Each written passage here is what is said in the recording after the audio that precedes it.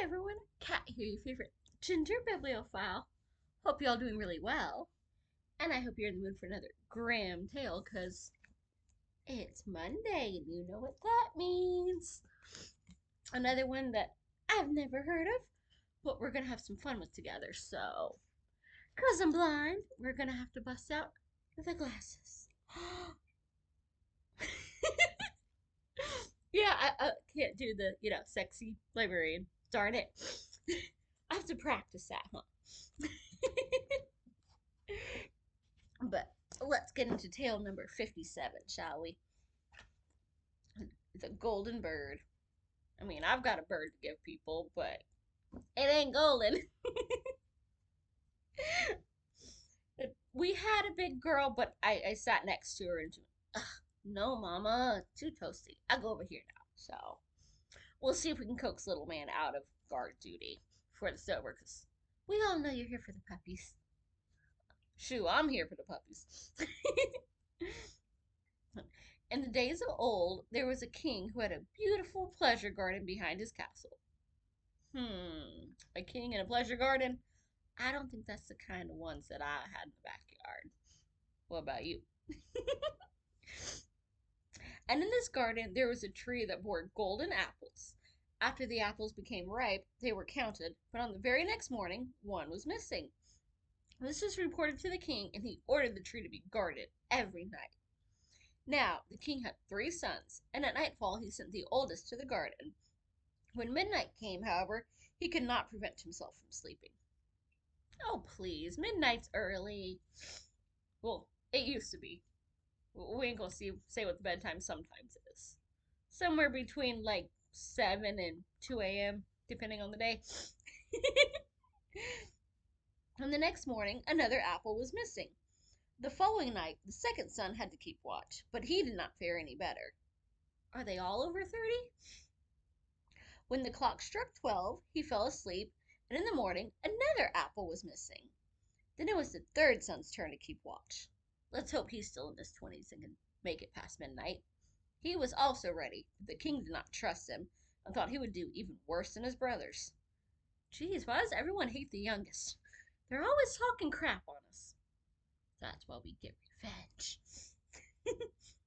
Finally, he gave him permission, and the young prince lay down under the tree, kept watch, and fought off sleep. When the clock struck 12, there was a rustling above him. In the moonlight, he saw a bird flying through the air. The bird's feathers were made of pure gold and glistened as it descended onto the tree. When the bird picked off an apple, the young prince shot an arrow at it. Well, that's kind of rude. It's just a cute, shiny bird. And it dropped to the ground. The young prince picked up the feather, brought it to the king the next morning, and told him what had happened during the night. The king assembled his counselors, and everyone declared that a feather like this was worth more than the entire kingdom. He's got a golden apple tree, but one gold feather is worth more than the kingdom that the whole tree is in. Do they not know how money works? I mean, I get it's olden times and they're kings, so all like the inbreeding and whatnot. But you'd think they understand like gold and money. It's the only thing they care about.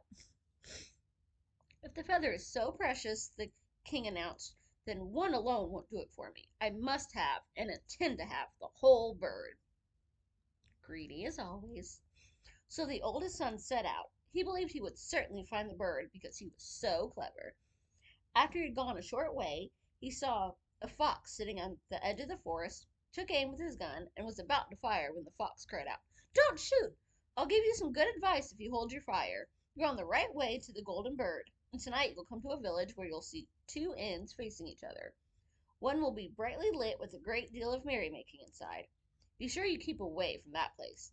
Instead, you should go to the other inn, even though it looks dismal." Smart fox, you're gonna try to shoot me? We'll go to the criminal one. See if Prince Boy makes it out of there. How can such a foolish beast give sensible advice? Thought the prince, and he pulled the trigger. I knew that prince was a piece of crap. However, his shot missed the fox, who stretched out his tail and dashed quickly into the forest. Then the prince continued his journey, and by evening he arrived at the village where the 2 inns were standing. In one of them There was singing and dancing, while the other appeared rather dismal and shabby. I'd certainly be a fool, he thought, if I were to stay at that dismal-looking inn instead of staying at this fine one here. So he went into the cheerful inn, lived to the hilt like a king, and forgot the bird, his father, and all the good lessons he had ever learned. I don't think he ever learned any anyway, but you know. After some time had passed, it became clear that the oldest son would not return. Therefore, the second son set out to look for the golden bird. Like the oldest son, he too met the fox, who gave him good advice that he did not heed. He came to the two inns and saw his brother at the window of the inn in which there were sounds of carousing. When his brother called out to him, he could not resist. He went inside and began living only to satisfy his lust. Some more time passed, and now the youngest prince wanted to set out and try his luck, but his father would not let him. Apparently, Daddy don't learn. The youngest is the best. Duh. It's no use, the king said. He'll have less of a chance of finding the golden bird than his brothers, and if he has a mishap, he won't know how to fend for himself. He's not the smartest person in the world. However, the prince kept insisting, and the king finally gave him permission to set out. Once again, the fox was sitting at the edge of the forest, pleaded for his life, and gave good advice. Since the young prince was good-natured, he said, "Don't worry, little fox, I won't harm you. See, the young one is smart. You're supposed to pet the fox. They're so cute and fluffy." Yes, I am that one. And I almost did. If Mama hadn't been peering out at me from under the shed, I totally would have pet him. You little red-tailed fluffy babies that were on my foot. Like, they look like super fluffy orange kitties. And I want to snuggle them all. You won't regret it, answered the fox. Now climb on my tail, and I'll help you get there more quickly. How big is this fox that it can hold a whole human on its tail? Then again, it's also speaking, so, magic. No sooner did the prince sit down on the fox's tail than the fox began to run. And he went uphill and down dale so swiftly the wind whistled through the prince's hair. When they came to the village, the prince got off the tail, followed the fox's good advice, and, without looking around, entered the shabbier inn. After spending a pleasant night there, he went out to the field the next morning and found the fox already sitting on the ground. "I'm going to tell you what else you've got to do," said the fox. "If you go straight ahead, you'll eventually come to a castle. In front of this castle there's a whole troop of soldiers lying on the ground. But don't pay any attention to them, for they'll all be snoring and sleeping. Go right through the middle of their ranks and straight to the castle. Next you're to go through all the rooms until you come to a chamber where the golden bird is hanging in a wooden cage. Nearby you'll also find a golden cage hanging just for decoration. But be careful not to take the bird out of its plain cage and put it into the splendid one. Otherwise, you'll be in for trouble." Smart fox. Let's see if the human listens. Upon saying these words, the fox stretched out his tail again, and the prince sat down on it. The fox raced up and down hill and dale so swiftly that the wind whistled through the prince's hair. When the prince arrived at the castle, he found everything just as the fox had said it would be. Upon entering the last room, he saw that the golden bird sitting in the wooden cage, and also a golden cage beside it. The 3 golden apples were lying about the room as well. The prince thought it would be ridiculous to leave the beautiful bird in the plain, ugly cage. "Can't let you stray so far, and now you're just not gonna listen? Making us babies look bad." So he opened the door, grabbed hold of the bird, and put it into the golden cage. At that very moment, the bird uttered a piercing cry that caused the soldiers to wake up. They rushed inside and took him off to prison. The next morning, he was brought before the court, and after he confessed to everything, he was sentenced to death. However, the king said he would spare his life under one condition. The prince had to promise to bring him back the golden horse that ran faster than the wind. If he did, he would receive the golden bird as his reward. They're just all greedy. Got the golden apples that wants to steal the golden bird, and the golden bird one that now wants to steal the golden horse. They're just a bunch of, typicals, huh, Lil Man? I bet they don't have a puppy among the whole lot of them, do they? No, they're not that smart. The prince set out, but sighed and grew sad, for he did not know where to find the golden horse. Suddenly he saw his old friend the fox again, sitting by the roadside. You see, said the fox, all this happened because you didn't listen to me. Mm-hmm. However, keep your spirits. I'm here to assist you, and I'll tell you how to get to the golden horse. First, you must go straight ahead until you come to a castle where the horse is standing in the stable. Yeah. Oh, thank you.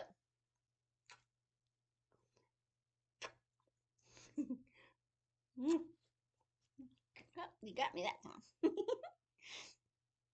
There will be grooms lying on the ground in front of the stable. They'll be snoring and sleeping. You'll be able to lead the golden horse out of its stall with ease. Make sure you put the plain wooden and leather saddle on the horse and not the golden one that's hanging nearby. Otherwise, you'll be in for trouble. Let's see if he can learn his lesson. Then the fox stretched out his tail, and the prince sat down on it. The fox raced uphill and down dale so swiftly that the wind whistled through the prince's hair. As always, shortly after, everything happened as the fox said it would. The prince entered the stable where the golden horse was standing. However, when he was about to put the saddle on the horse, he thought, I'd be putting this beautiful horse to shame if I didn't give it the fine saddle that it deserves. Well, this prince is clearly not a redhead, because he's too dumb to learn. Yet, no sooner did the golden saddle touch the horse than it began to neigh loudly, which caused the grooms to wake up. They seized the prince and threw him into prison. The next morning he was sentenced to death by the court. However, the king promised to spare his life and grant him the golden horse as well, if the prince would fetch him the beautiful princess from the golden castle. There's a theme here, but is he finally going to learn? Now the prince set out with a heavy heart, but fortunately for him, he soon encountered the faithful fox. I really should leave you to your bad luck, said the fox. Mm-hmm. But I feel sorry for you and want to help you out of your difficulty. This path leads directly to the Golden Castle. You'll arrive there in the evening, and at night, when everything's quiet, the beautiful princess will go to the bathhouse and bathe herself. When she goes there, you're to run up to her and give her a kiss. Then she'll follow you, and you can take her with you. But don't allow her to take leave of her parents. Otherwise, you'll be in for trouble. So she's just gonna wander off with the guy that runs in on her naked and shoves his tongue down her throat? That's exactly not the kind of guy you wander off with. Imagine what he's gonna do when you're not in the castle. So, princesses. When are they known for being geniuses either? I guess we all gotta go for the bad boy and be stupid at some point. The fox stretched out his tail, and the prince sat down on it. The fox raced up the hill, down the dale, so swiftly that the wind whistled through the prince's hair. When he arrived at the golden castle, it was just as the fox said it would be. Duh. The prince waited until midnight when everyone lay in deep sleep and the beautiful maiden went to the bathhouse. When he ran up to her and gave her a kiss, uh, she said she would gladly go with him. He really thinks he's a good kiss, doesn't he? But she implored him with tears to let her say farewell to her parents. At first he resisted her pleas. Yeah, smart to finally listen to the fox, but kind of douchey. But when she kept on weeping and fell at his feet, he finally gave in. Dummy. But no sooner did the maiden approach her father's bed than he and everyone else in the castle woke up, and the prince was seized and put in prison, as he should be for, breaking in and molesting naked girls that are clearly too dumb to, make a smart decision on their own. The next morning, the king said to him, Your life is worth nothing, and you'll be pardoned only if you take away the mountain that's lying in front of my window and block my view. If you successfully perform this task within 8 days, you shall have my daughter as a reward. Well, I guess if her parents are gonna sell her to a creep, though. I mean, that is kind of badass if he can, move a whole mountain without, explosives in only 8 days. All by himself. Oh, good as stuck in the Little Man. The prince began to dig and shovel without stopping, but when he saw how little he had accomplished after 7 days, that all his work amounted to nothing, he gave up all hope and became very depressed. As he should have, because, he's 3 times stupid. However, on the evening of the 7th day, the fox appeared and said, You don't deserve my assistance. But just go and get some sleep. I'll do the job for you. The next morning, when the prince awoke and looked out the window, the mountain had vanished. His heart filled with joy, and he rushed to the king and reported that he had completed his task. Whether the king liked it or not, he had to keep his word and give him his daughter. The prince and the king's daughter now set out together. It did not take long before the faithful fox joined them. Nothing could be better than what you have now, said the fox. The golden horse goes along with the princess from the golden castle. How am I to get it? Asked the prince. I'll tell you. First, you must bring the beautiful maiden to the king who sent you to the golden castle. There will be enormous rejoicing, and they'll gladly give you the golden horse. When they lead it out, mount it right away and shake hands with everyone and say goodbye. Make sure that the beautiful maiden is the last person, and when you have clasped her hand, swing her up to you in one motion and gallop away. Nobody can possibly catch you, for the horse runs faster than the wind. Everything went as planned, and the prince carried off the beautiful maiden on the golden horse. The fox followed them, and then he said to the prince, Now I'll help you get the golden bird. As you begin approaching the castle where the golden bird is being kept, let the maiden down from the horse, and I'll look after her. Then ride the golden horse into the castle courtyard. There will be great rejoicing at the sight of the golden horse, and they'll carry out the golden bird. As soon as you have the cage in hand, race away and fetch the princess. After this plan had also been successfully carried out and the prince was to ride home with his treasures, the fox said, Now I want you to reward me for my help. What would you like? Asked the prince. When we come to the forest, I want you to shoot me dead and cut off my head and paws. Okay. That's not usually the kind of reward you ask for. Especially if, he's still healthy from the sounds of it. What kind of gratitude is that? Said the prince. I can't possibly do what you wish. If you won't do it, I'll have to leave you. But before I depart, I want to give you one last piece of advice. Beware of two things. Don't buy flesh that's bound for the gallows, and don't sit on the edge of a well. Well, yeah, because I could see that idiot falling in. Upon saying that, the fox ran into the forest. What a strange animal, the prince thought. He's got all kinds of weird notions. Who would want to buy flesh bound for the gallows? And I've never had any desire to sit on the edge of a well. He continued his journey with the beautiful maiden, and his way led again through the village where his two brothers had remained.